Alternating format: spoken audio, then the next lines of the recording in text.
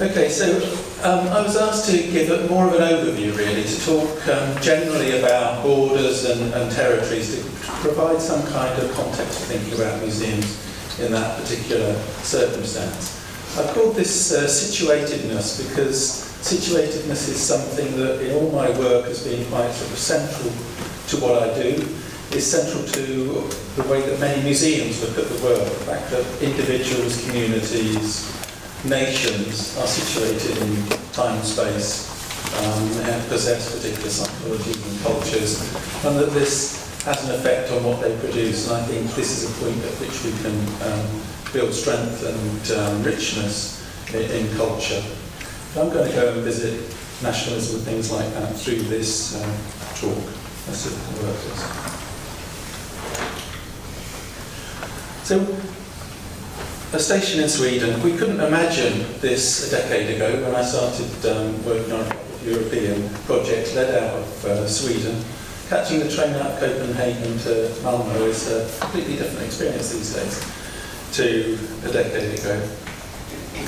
In Britain today, borders are policed in every institution. So universities police borders, hospitals, doctors' surgeries, schools, all of those spaces they police borders looking for illegal immigrants.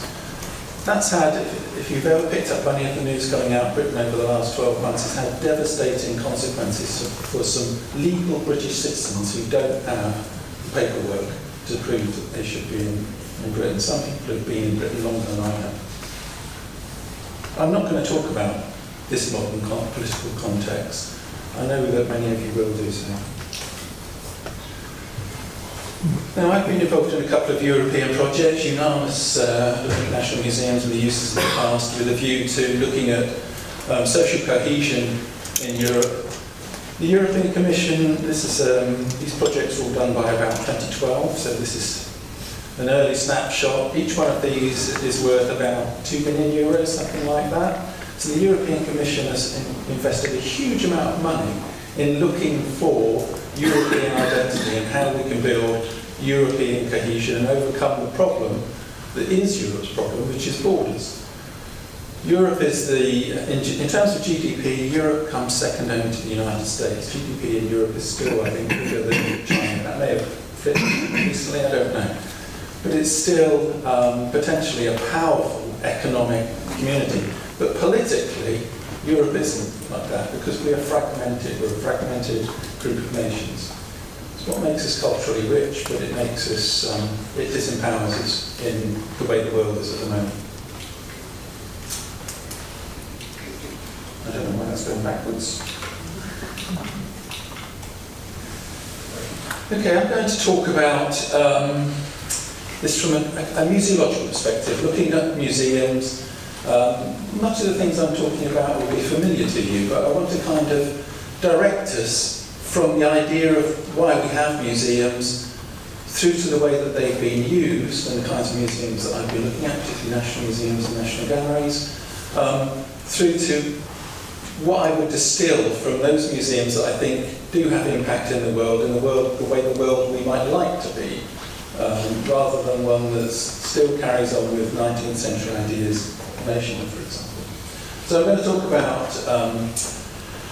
world diversity and the way museums are involved in constructing borders. I then want to focus particularly on the performances of national identity in museums. Then just to mention that museums do bridge borders in lots of different ways. And then talk about situatedness and connectedness. So first of all, museums, global diversity and border construction. So I actually started in the natural sciences. So if we think about the origins of museums were really, their job is to distinguish between things. You know, these seals, divide them up, and then be able to provide a language based on our investigation of these particular things. It's not just seals. But at the heart of what museums do is this distinction between things. In other words, we draw borders between things. It's what museums do.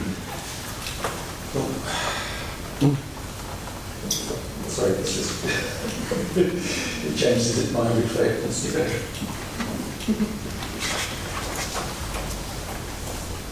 Perhaps not pressing more sideways. Now this natural science approach, of course, the origins are in Sweden, applied everywhere, but also imported into all disciplines. The natural sciences group into art, archaeology, and so on. This hierarchical system.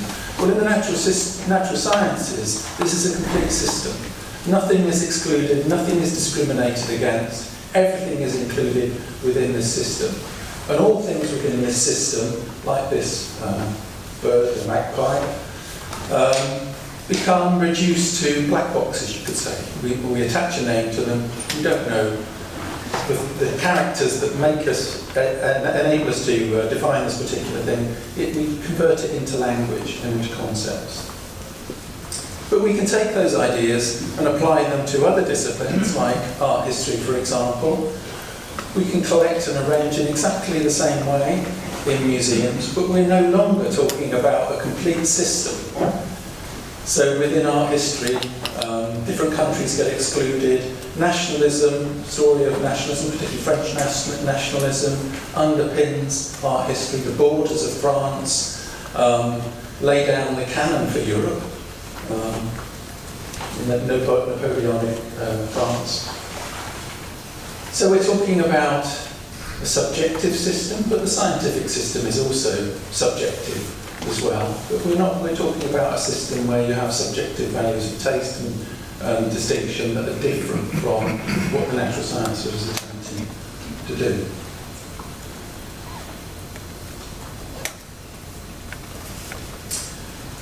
But this activity, which you might think of as archaic and distant in terms of what museums do, not so many museums are doing this kind of thing anymore, led to the possibility of there being a knowable reality, something beyond mythology, that we could build language, structure, and our disciplines. So if you go back 200 years and look at what museums do, you can see the emergence of disciplines, you can see the emergence of the language of our disciplines, the invention of concepts, which meant that we could conduct these disciplines outside of our collections. We can actually leave the museum behind to have conversations about geology or art or whatever.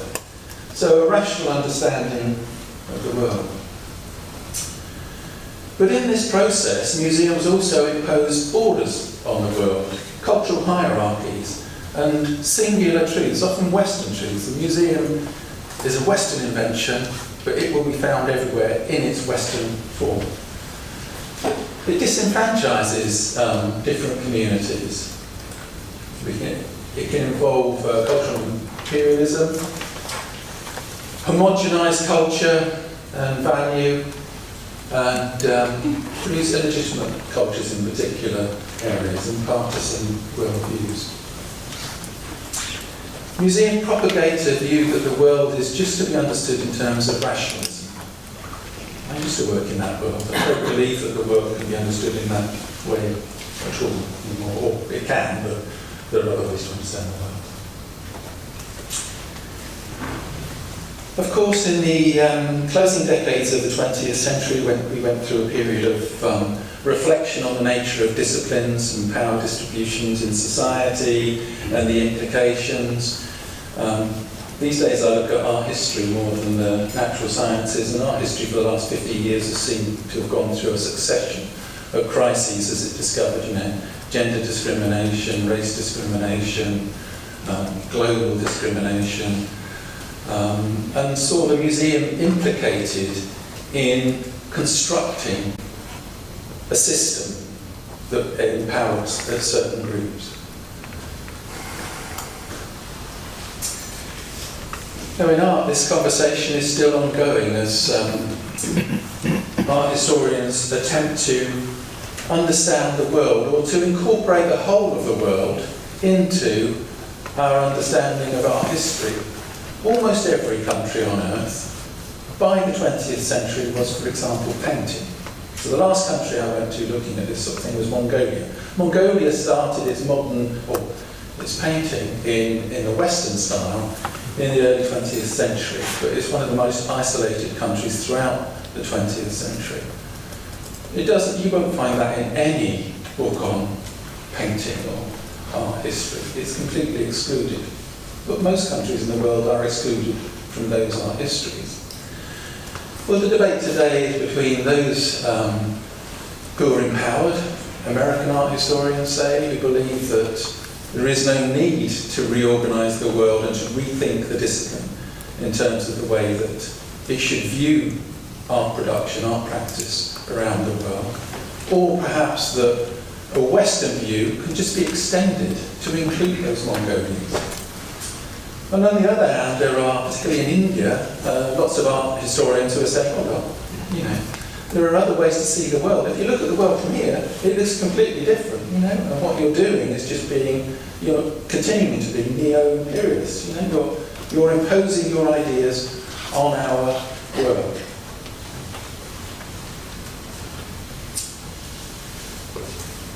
Museums disseminate a cosmopolitan view of the world, a cosmopolitan view which has an ethical strength of believing that we're all citizens of the world. And this is all tied as well to Western assumptions of modernisation. And museums are tied to that project that Western project of modernisation. But cosmopolitanism, that worldview, is hierarchical and discriminatory and exclusive, because actually it can't incorporate all those other worldviews that most of us in Europe, for example, do not possess. You know, indigenous people in Australia or New Zealand have other worldviews that are completely alien to our own.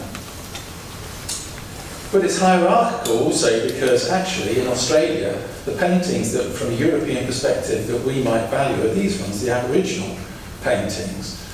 Everything else the Australians produced we might not think of as being strong. We might think of them as being derivative artworks that ape European art traditions, which from my perspective really misunderstands, you know, being an Australian and being in Australia in the 19th century and 20th century producing art. So this cosmopolitan view, this universal view, this internationalism, particularly in art, but associated with all our approach to knowledge and to the production of our discipline, empowers particular nations. It empowers rich nations to author global culture. And this continues today. No matter how hard you try, you are still going to fall into that trap of being an empowered nation.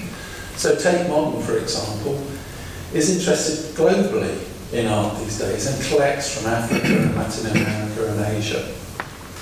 But when it's gone into, say, Nigeria, to collect Nigerian art, it's come against those internal forces of Nigerian nationalism that want to author their national story and their national identity.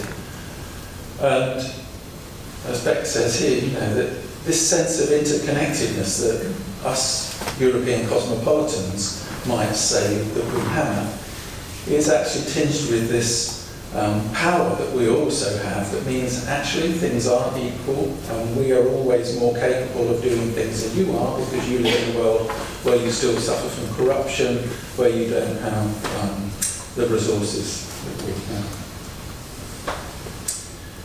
Now, many nations in the world have wanted to be recognised as nations, to affirm their borders by being represented in museums in the West. So a good example is South Korea.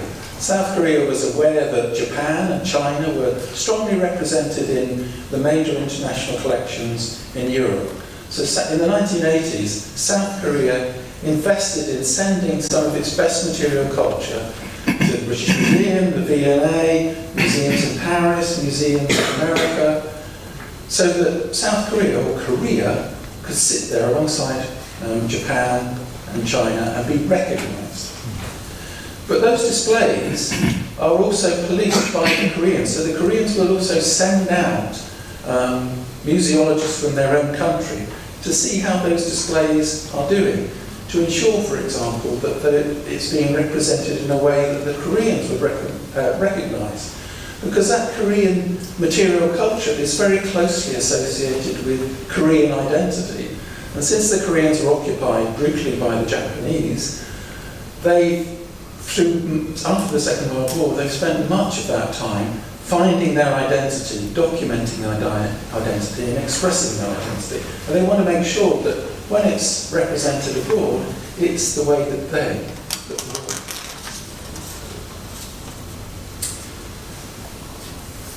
So this production of knowledge has an implication in constructing borders in the world, empowering some, disempowering others, empowering some to produce borders and see the world in particular ways. And many of these other countries sign up to this Western way of looking, when really I think they should often question and doubt it. So this gets entangled with national identity, so let's look at some examples of museums and national identity.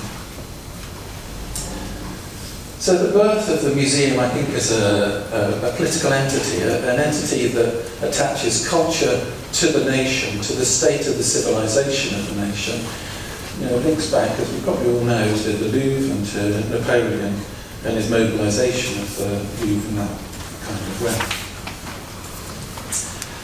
National museums across Europe were produced in a way that imitated each other so that they became a club. And when I looked at national galleries, and you could look at artists like, for example, Rembrandt, possessing a work by Rembrandt meant that you joined a club. So the National Gallery of Canada, actually still on its website, says in such and such a time we got our Rembrandt. That meant we joined the club of international institutions that distinguished them from these national galleries that are very nationally based.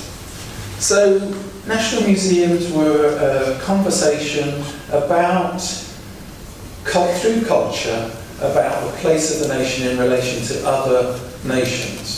It's kind of the equivalent of what went on in Europe in medieval times, when Christianity was a way of negotiating a commonality amongst European nations.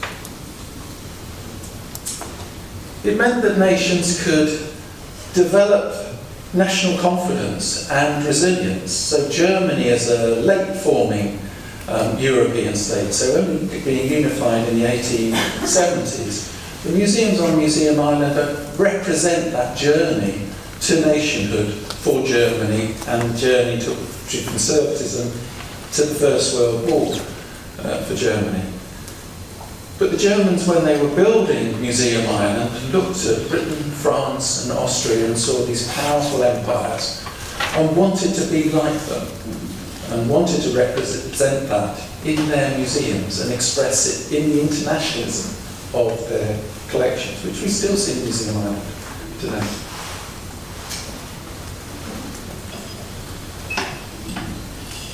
So nations could represent themselves in using an international language or an international symbolism.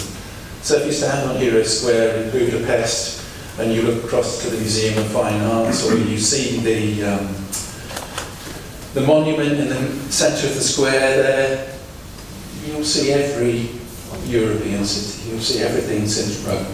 You know, you'll find Trafalgar Square in London, you'll find the square in St. Petersburg, but you'll also find these squares in Pyongyang, in North Korea, Tiananmen Square in Beijing. They won't have classical architecture like this, but they'll have the communist version of it, which is square columns. So an international language to represent the nation through the building of museums.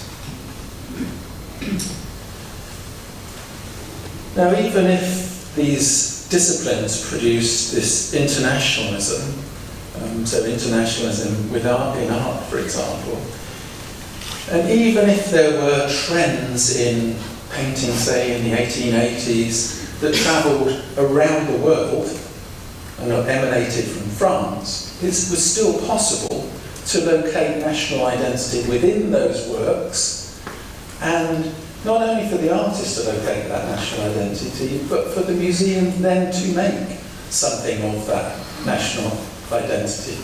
So to this day, you know, this painting on the top left here is the most famous painting in Norway, isn't it?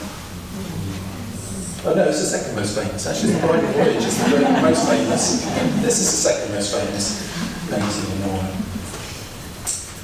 So symbolic of Norwegian identity, Norway finding its identity, the place of the peasant, this particular landscape, going back in time to origins, something that is essentially Norwegian. Australia, they're burying someone else there, they're burying a pioneer. So the pioneer in this case is being lost within Australia, but it's also a similar narrative of origins. And in Mexico, an Indian being buried, well, in Latin America, reaching back to the indigenous peoples was a way to disassociate yourself from Spain, for example, and from the colonial project, to say that there was something essential within Mexican culture that is nothing to do with European culture. So this was represented by artists, this is what people were doing in the late 19th century, but it's also used by museums in various ways, by dividing up these artworks, isolating them in national collections within national narratives, away from an international survey.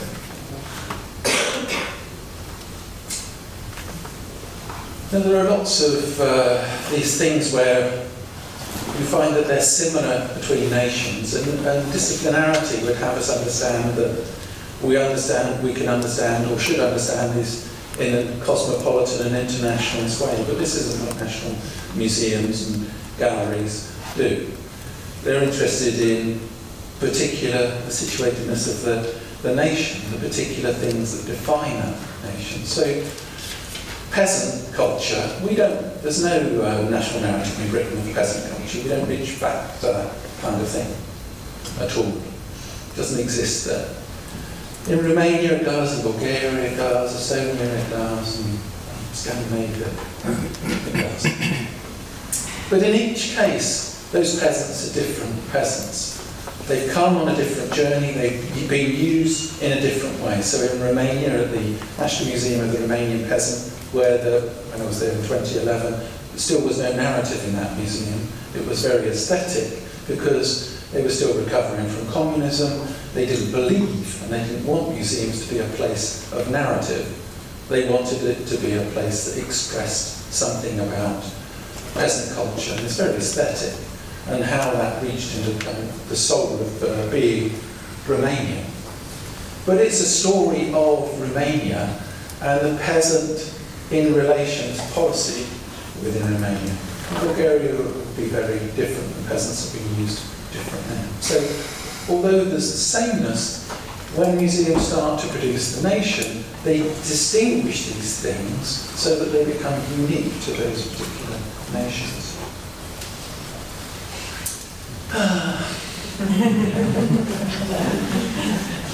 I'm pleased that ships are moving.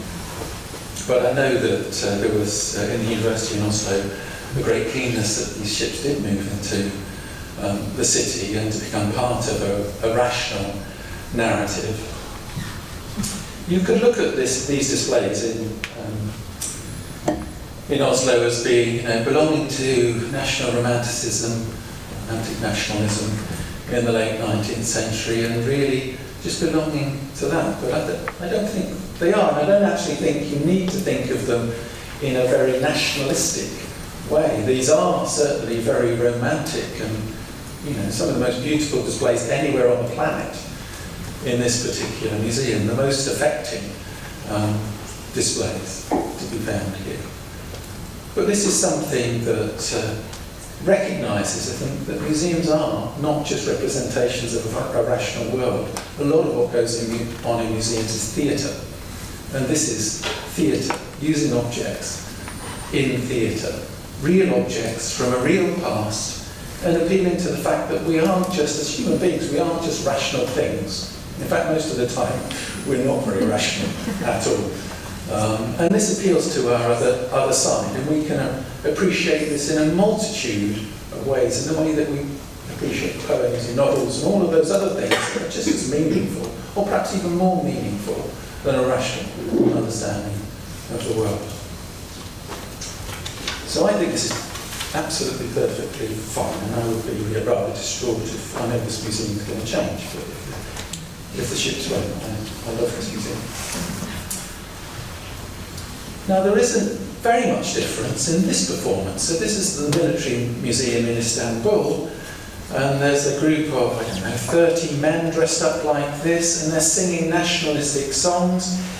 In the balcony here are Turkish teenagers that have come with their schools to listen to this performance. This happens every day at the military museum.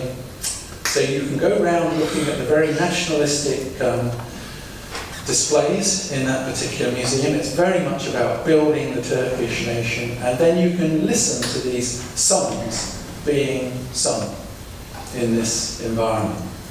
And these songs and this idea of the nation is no different from that ship in the previous slide. The ship is real, you can touch it. It's tangible.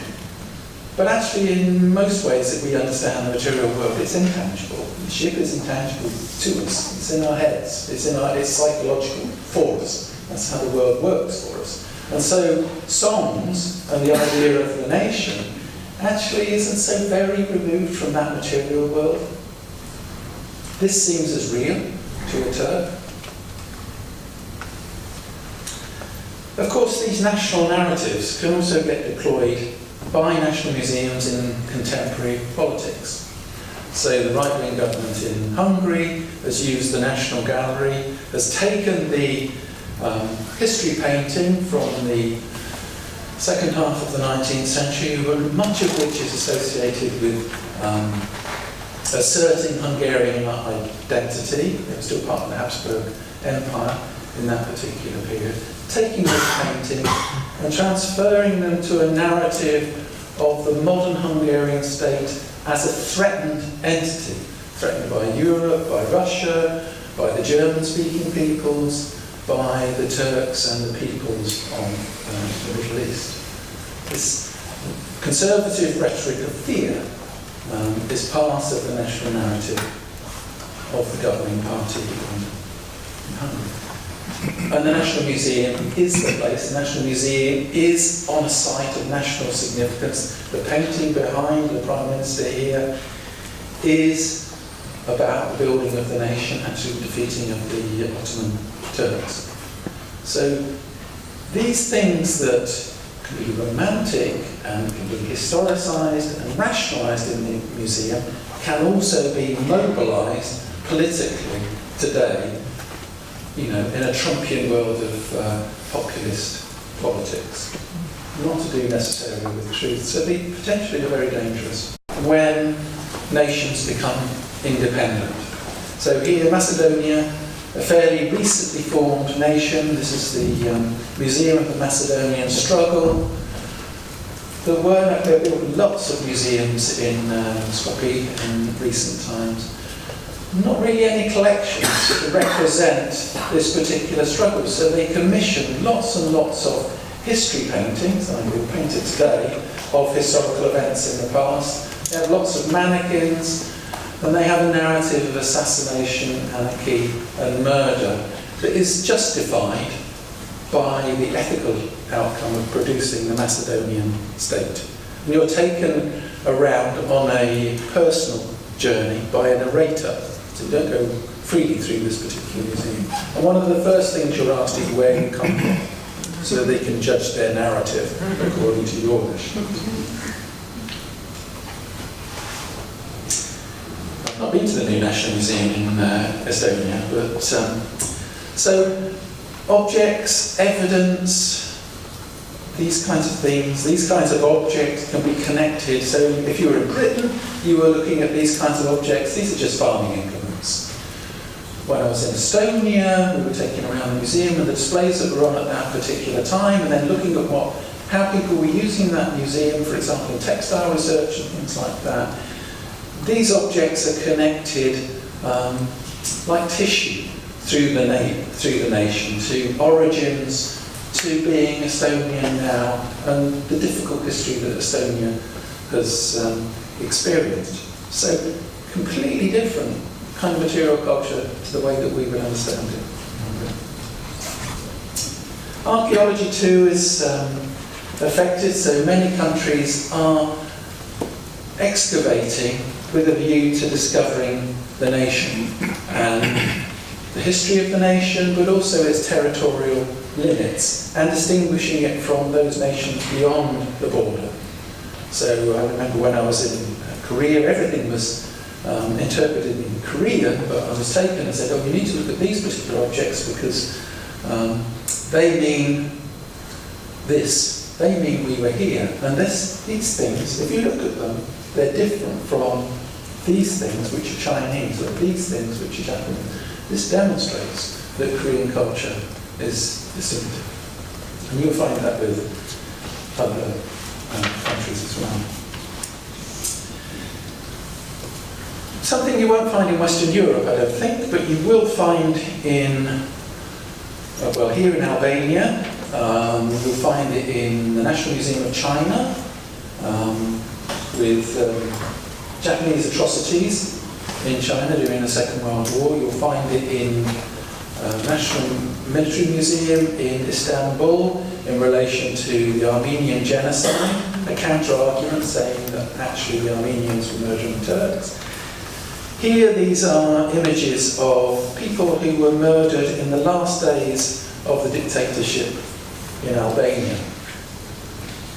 Physically, the photos are there to demonstrate that this really happened. Now, in today's world of fake news and news bubbles, we can perhaps understand why this is necessary. But for these countries, and for many of these countries, if there's a contested history across a border, and in the Balkans, all the countries would contest the history of that sort of Yugoslavian region, then museums are about displaying real evidence, real photographs, real objects, the clothing, the shackles, the guns, that demonstrate this really happened, this is really true. And for those people visiting these displays, also, this is what happened, so that you could have your nation today. So in Albania, there's a narrative in Albania which is, we followed every possible ideology in the search of a national dream. And then we discovered that was a stupid thing to do. And after 1990, let's not follow any ideologies at all. So these displays are also talking about the consequences of ideology. So museums explicitly and implicitly are producing lots of different kinds of borders in what they are doing. And maybe we can detect them, and maybe we can't.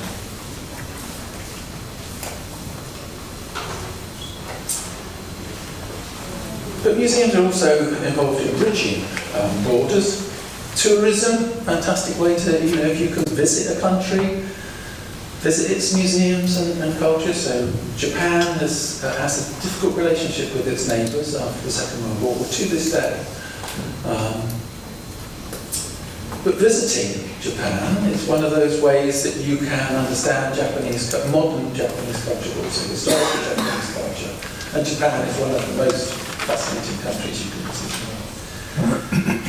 So it's one way that we perhaps don't think about, that we really do bridge the borders between peoples, and we gain an empathy for other peoples, and we see that these people are very different from ourselves. A consequence of the way that we built national museums in Europe, the way that we competed with each other, produced particular categories and venerated particular categories of material culture, meant that we produced a material language that means that we can go anywhere in Europe and see these kinds of things and think, well, these people are much like us, they're Europeans. It doesn't mean to say that you need to have any understanding of classicism, art history, or culture, or history. These sorts of things are in our everyday experience. Classicism, the architectural classicism, is everywhere to be experienced. And other architectural styles, and art forms. We will see it, it will be part of our innate experience, and therefore we will experience that when we go elsewhere. Professionalisation, what you do, many of you do, how you do it, that fact that you get together and talk means that you end up doing similar things. You learn from each other, and sometimes you learn from each other and do precisely the same things. So I remember when, in this year, 2011, being at Moderna Museet in Stockholm and seeing the Delaunay exhibition, the way they were interpreted, Delaunay's were interpreted there, and then going to Reina Sofia in Madrid and finding that they were interpreted in exactly the same way, using the same audio-visual interpretation. But generally, we might think that this is normal. This is the way that modern art museums need to be, should be. But it's interesting to think that, because when you work in museums, this becomes an absolute normality. We no longer see any of this as strange. This is as ordinary to us as a pen and a piece of paper. We don't think about these things anymore. But if you stand outside of these institutions and think about what's going on, the fact that we put these paintings on the wall, and we walk around looking at them, and we don't put lots of other things on the wall, and we don't put lots of other things in museums. We just put these things on. We have to paint the walls white, and many of these galleries, we have the same artists. It's a really strange thing going on, But museums become the same. We become the same. See, I could have put on here Mexico or Japan. You go into a modern art museum in Japan. It's very nice. Actually, the art is rather different, and that's what I'm interested in doing, is actually going to those places and saying, there's something the Japanese are different, definitely. There's something different going on here. But the aesthetics of the space are just like those in Sweden and other parts of the world. So those things have made us, they bridge borders. It means that we can see ourselves as being similar or the same, that we can have the same conversation, that even if we don't speak the same language, we are like each other. During the Second World War, the Council of Europe was proposed, and after the Second World War, the Council of Europe became involved in, so today it's involved in human rights issues, mainly doing human rights work. But one thing it started doing right at the very beginning was organising prestigious, or supporting the organisation of prestigious touring art exhibitions. So art exhibitions, travelling exhibitions, sending the culture of one country to other cultures as a way to overcome those divisions that had existed in the 1930s, that had led to or supported or made it possible for Europeans to go to war with each other. Cultural diplomacy, of course, has gone on throughout the 20th century. Today we see China, amongst all countries, doing a great deal of cultural diplomacy. I've had a couple of PhD students doing work on cultural diplomacy, one looking at American cultural diplomacy during the Cold War. So material it was particularly the conversation it was having with Russia and China. And what was interesting was that it was actually designers and the people who were curating the collection, curating the material at World Expos, that were the ones that were deciding how America would be represented. There was no central control from the government in America. I had another student working on Chinese exhibitions coming to Britain out of China. And of course it's supposed that the Chinese government, because of course it produces a policy on cultural diplomacy, that the Chinese government might be using its collections politically as propaganda. But what she found was that actually again it was down to professionals, and often it was the British professionals who were so enthused at the possibility of having terracotta soldiers or other pieces of rare material culture shown in the West that made them advocates for China. So it was the British saying China is such a wonderful civilization and culture, you really must appreciate it. Now, the opening up of China began in the late 20th century, but it's only in the last 10 years or so that we have seen a major change in the way in China's position in the world. You know, if I said 15 years ago, we hardly ever had a mainland Chinese student. Lots of Taiwanese students, people from Hong Kong, rarely someone from mainland China. Today, most of my students are from mainland China. Huge number. You know, in the course that I teach, there'll probably be 50 Chinese students within that particular group. So Chinese students and Chinese tourists have changed the world. And Europeans didn't really understand China 10 years ago. Today they're gaining an understanding of China. They're often ancient China. Many of these touring exhibitions, or exhibitions that are produced for foreign audiences, they're aestheticised and they're about affective change, attitudinal change to the way that we think about these other cultures. So it's less about the subject matter and it's more about our common human experiences. I'm going to shoot it here. It's also possible to talk directly about real stories. This is the History Museum in Sarajevo. Sarajevo was under siege for a number of years. The museum, the reason the roof is all damaged is through shelling during that particular conflict. So the museum is heavily damaged. And we went through all the countries of the Balkans, and most of those countries' museums are really keeping material culture. They're like an armoury, because cultural heritage is about the nation and therefore is about the next conflict. Sarajevo was a place where it was saying, we have different ethnicities can live together. Quickly, situatedness, connectedness.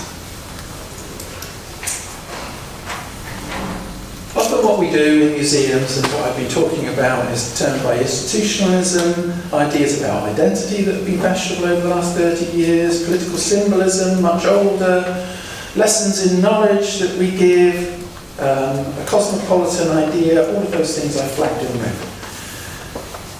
I think it's more interesting to think about citizens, people, and their lives and how they live their lives, situatedness, what tools do you need to live in this world today, and about connectedness. I'm quickly going to go through a few slides here. So we move to positions where, rather than having a single narrative narrated by curators, perhaps in many countries determined by a government, it's possible to have multiple perspectives on history to demonstrate that people come from different backgrounds, they have different life experiences, ethnicities, religions, see the world differently, feel enabled to let those people have a voice. It doesn't mean to say they're complaining about, their treatment or anything like that. They're giving you a different perspective. And this is a really effective technique because you turn ethnicities and groups into individuals, and so you feel like you're having a conversation with an individual, that you can know someone, you can empathise with them. We also understand that what's going on with our experiences when we go to these particular museums and look at these particular collections is always changing, and it relates to our age and our experience and our psychology.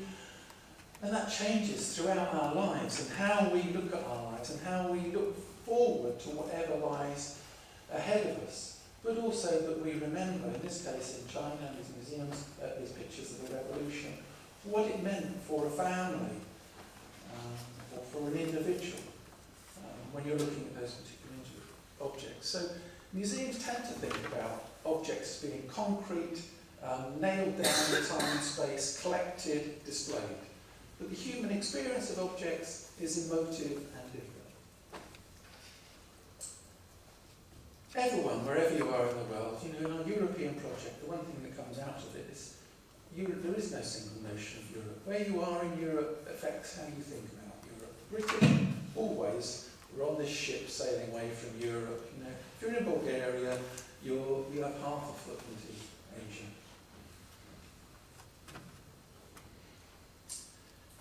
And that this looking at the world produces particular experiences that are unique. So in Mongolia, the horse is, you cannot understand, for a European I don't think can understand the horse as it's understood in Mongolia. There are lots of horse people across that side of Asia. This was an exhibition at the National Museum of Mongolia, had stirrups and saddles, all seriously displayed to talk about the history and place of the horse in Mongolian culture. This runs deeper than nationalism or anything like this. This is in the lifeblood of being Mongolian.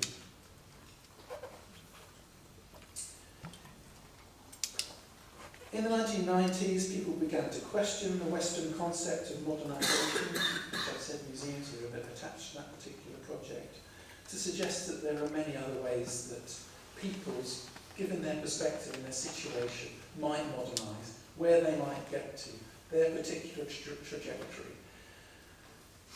Theory, ideas, some of these ideas were picked up, for example, by people like Ruth Phillips working with indigenous communities, thinking that actually this liberates us because we no longer need to think about these people becoming like us, we think about these people on their own journey to their own particular future.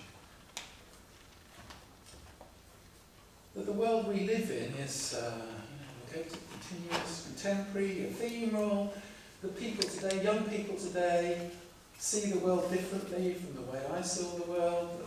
That, I have to find things in books, learn things, make notes. Students today live in a world where you curate culture, where everything is available, information is available to you easily, and where they're more interested in the contemporary than they are in the historical.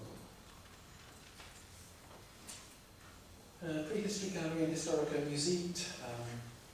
One of the disciplines I haven't really taken a great deal of interest in, so it's a discipline that always I find quite hard, because I walk into a gallery like this and then I get told about status and sacredness and things like that, and I think, well, as a historian I find that quite hard. How do archaeologists locate those kind of concepts within the material culture?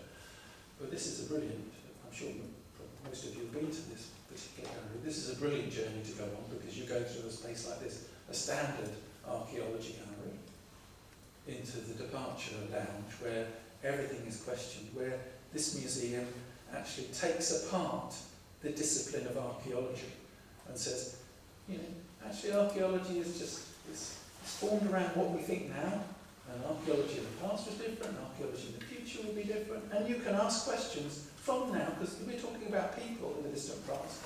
You can use questions from your own experience to interrogate that past. So this museum actually was grown up enough to say, visitors, we trust you. We can empower you to ask questions of the past. But we as archaeologists have our discipline and our way of doing things, but you can have a legitimate view on that past too. Hardly any museums in the world do this. Enable, say to people, say to visitors, what do you think? Nordisk Museumsförbundin. Of all the museums I've visited in the world, this one is the one that actually, I went there and I thought, after I worked out what was going on, because the first time I walked in, we don't have any museums like this in Britain. Our histories are museums class-based, determined by the development of social history. We look at things historically, so often historic history is about distancing and looking at that situation in the past and saying, it may look the same, but it's different. In Nordisk Museum, this was about you're a human being. Human beings are strange. We do strange things. All of those things, our shoes, the way we eat our meals, our swimming trunks, all of these things are constructed and they change to fit our human need. They were about being human. And they made those objects, because one of the real challenges in museums is actually to be able to see the objects and think about the objects, because it's just hard to do that. But in this museum, in these displays, it made you do that. You saw all of these things anew, and you thought about yourself and your place in the world afresh. For me, it was one of those moments when I went, Well, this is completely different to the way that I see anything going on in museums. So when I wrote about national galleries, it's about the strangeness of national galleries. I need it to end. Empathy is a really, so building on that sort of human condition, empathy between peoples is one of the ways that you can overcome these issues that arise in our bordered world at the moment. So the Migration Museum in Melbourne, on this touchscreen table here, you can touch this, the face of this individual here. That individual will then talk to you, and you'll find out who they are, you'll find out about their story. The Migration Museum in Melbourne works because you come into contact with real people, and you find that those real people are like yourself, and then you can empathise with their experiences. You aren't watching a ship on the news of people drowning in the Mediterranean and thinking, because you can't imagine that. You could imagine it if you were there, but you can't imagine it. But in a museum it is possible to actually get into that position and empathise with particular people.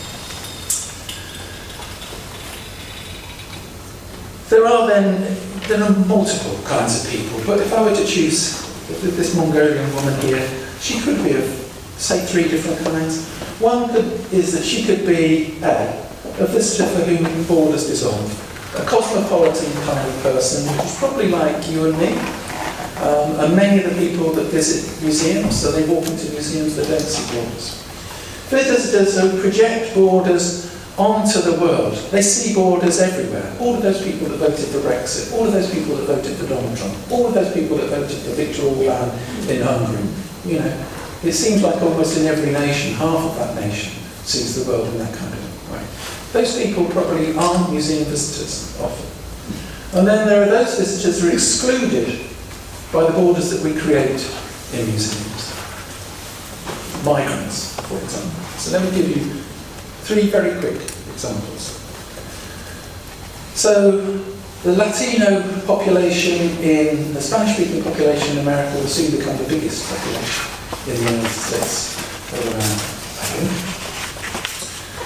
But the Latino presence, if you look at the stories of American art that have been produced, Latino art doesn't appear in there at all. The Smithsonian American Art Museum put on this exhibition, which recognised the demography of the United States of America and respected its need to actually meet that. And so appointed a young woman as a Latino curator and put on this touring exhibition of Latino art, an alternative art history.